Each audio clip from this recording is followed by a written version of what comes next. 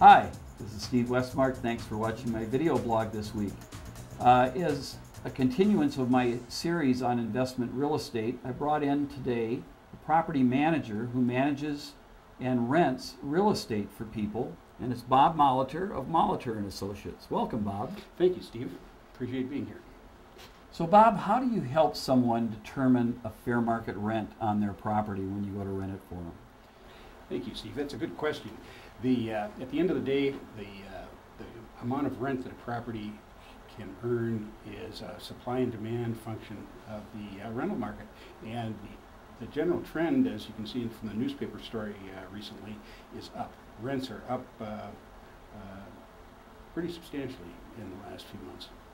So in rental of houses and townhouses, why does someone pick that over renting an apartment? That is a good question. Many times people envision someone living in a house that's far different from themselves, but they're really not. It's a lifestyle choice. Once someone has lived in a single family home, it's very difficult to take your whole kit, as the English would say, and compact it into a smaller space of an apartment. And so for many people, when they recombine families, yours, mine, and ours situation, they need all the space that they can get in a house. Storage space is very important. Now, sometimes people have heard about real estate taxes being a lot higher on single-family housing. Is that still true today? Thank you, Steve. That's an excellent question, and commonly people, when they guess at the answer, they're very mistaken. The Hennepin County people tell us that the average property's taxes only increase by about $200 per year when they no longer have the homestead credit. In other words, when the property's rented. Well, Bob, I know you have two divisions in your company. One is renting, and the other one is management of it after it's rented. Talk a little bit about some of the things that you do in the rental area and helping somebody get their property rented. Thank you, Steve. That's a good question. First things first, of course, the property needs to be ready for a tenant. Sometimes it requires some cleaning.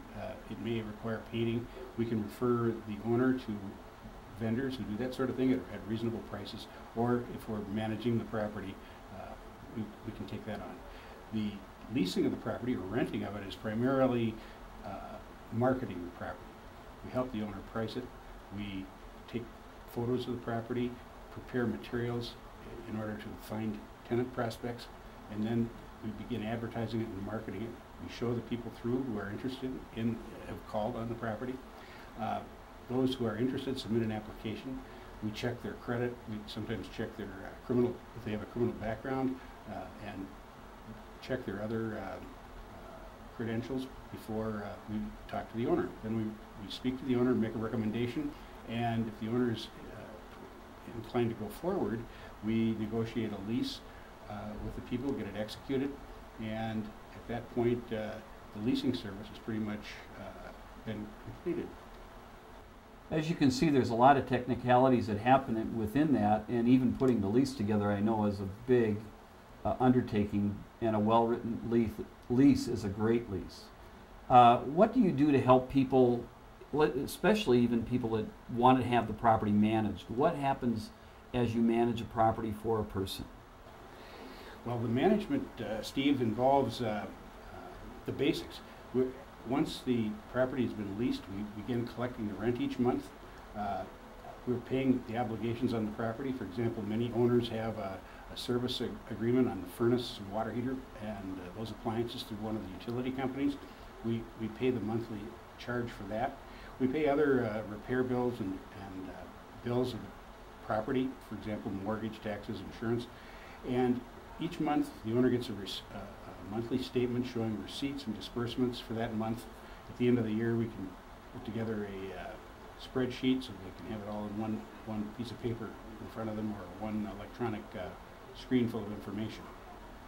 The property is, when we're managing the property, before the people move in, we do a lengthy inspection on the condition of the property, noting the cleanliness and condition, so that at the end of the tenancy, we have some way to judge whether they've performed properly or not.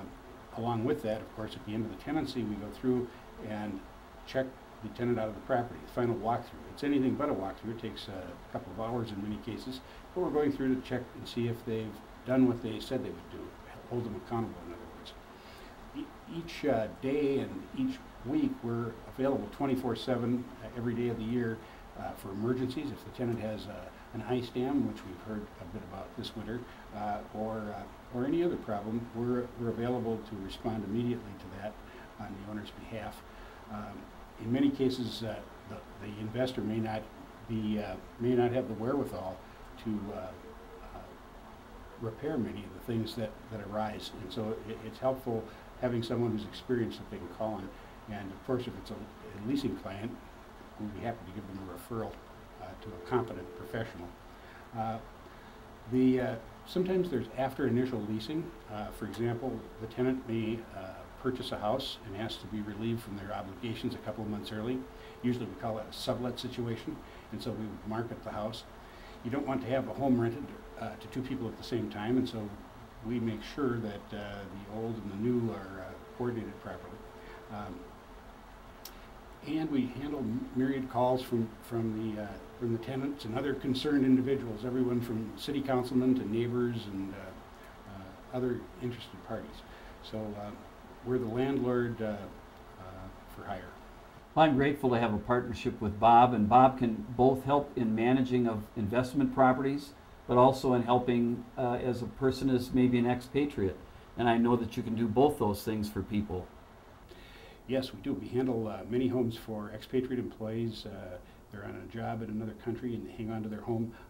In many cases, they can't find a similarly situated home or a home that exactly meets their requirements in a 2-week house hunting trip or a 1-week house hunting trip, so they may decide to retain their home. And investors appreciate our services and our advice over the years. We're ready and willing and happy to help any of your investors with their property management or leasing needs.